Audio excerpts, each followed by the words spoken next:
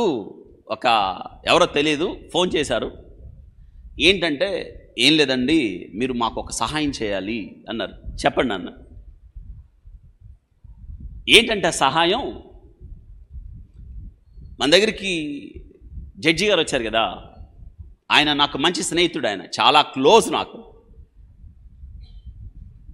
చాలా విషయాలు మాట్లాడతాం మేము. ఆ జడ్జి గారు పెద్ద పుస్తకం రాశాడు, ఎవరు రాయలేదు. అంత తక్కువ వయసులో అంత ఎక్కువ చదువుకున్న జడ్జి గారు ఎక్కడ లేరు మన ఇండియాలో. ఆయన బైబిల్ ఆధారంగా సత్వర న్యాయము అని పెద్ద బుక్ రాశాడు. అంటే కొత్త విధానాన్ని, తీర్పుల్లో ఎందుకు ఇన్ని తీర్పులు ఆలస్యం అయిపోతున్నాయి, ఎందుకు ప్రజలు భయం విడిచి పాపం చేస్తున్నారంటే అందులో ఒకటి ఉంది, దుష్క్రియలకు తగిన శిక్ష శీఘ్రముగా కలగపోవడం చూసి. అనగా ఒక శిక్ష నిర్ధారణ అయినప్పుడు, ఒక నేరము నిర్ధారణ అయినప్పుడు జ్ఞానైన సొలొమోను ఏం చెప్తున్నాడంటే సత్వర శిక్ష వేయాలి. దాని మీద రాశాడు సత్వర శిక్ష. చాలా పెద్ద పుస్తకం రాశాడు. మీకు తెలుసు ఆ పుస్తకం ఎందుకు రాశాడు? మొట్టమొదటి పేజీలో రాశాడు ఏంటంటే, doctor Nova inspired me a lot to write this book. అందులో రాశారు ఆ పుస్తకంలో. పెద్ద పుస్తకం అది, ప్రతి జడ్జి చదవాలని ఆయన కోరిక. అయితే మరి ఎలా తెలుస్తుందో తెలియదు నాకు ఆ జడ్జి గారికి ఉన్న సంబంధం. నాకు ఫోన్ ఏం చేశారు తెలుసా? ఆ జడ్జి గారి టేబుల్ మీదకి వెళ్ళింది మాది తీర్పుది. మీరు సహాయం చేస్తారా ఆయనకి చెప్పి. చూసారా ఎట్ట పట్టుకున్నారు మనుషులని, తెలివిగల వాళ్ళు. అయ్యా మా కోసం ప్రార్థన చేయి కాదు, ఏం చెప్పు జడ్జి గారికి. నేనన్నా, ఆయన ఎలాంటాడో మీకు తెలుసు కదా, ఆయన నాతో సహవాసం చేస్తున్నాడంటే నేను ఎలాంటాడో మీకు తెలుసు కదా.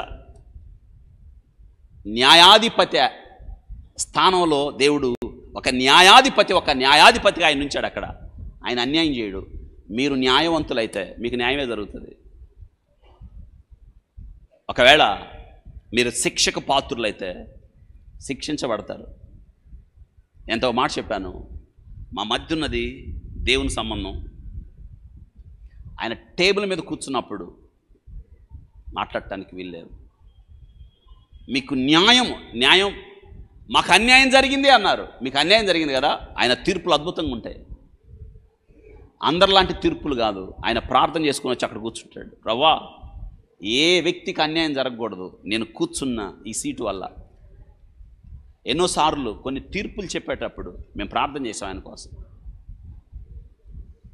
కొన్ని తీర్పుల్లో నన్ను ఆయన అడిగారు, ఏం చేయమంటావా? రాత్రులు డిస్కస్ చేసేవాళ్ళం. ఆయన ఒక మాట చెప్పాడు, దేవుడు నన్ను ఇక్కడ ఇచ్చాడంటే అర్థం ఏంటో తెలుసా? ఎవరికి అన్యాయం, ఇదండి దేవుడిచ్చిన అధికారం. నిజమే, దేవుడిచ్చిన అధికారం ఎంత గొప్పదో తెలుసా? దాన్ని దేవుని కొరకే వాడాలి. దేవుడు నీకు ఏది ఇచ్చినా, అది చిన్న ఉద్యోగమా పెద్ద ఉద్యోగమా, నువ్వు ఒక సీట్లో నువ్వు కూర్చున్నావంటే you should be faithful to God. నువ్వు అనేక మందికి మేలు చేయడానికి అక్కడ కూర్చున్నావు. దేవుడు స్వయాన దిగొచ్చే మేలు చేయడు, నీ ద్వారా చేస్తాడు దేవుడు. నీ ఒక ఛానల్గా ఉండాలని దేవుడు కోరుకుంటున్నాడు. అని ఉంటున్నాం అలాగా. స్వార్థం అండి, స్వార్థం.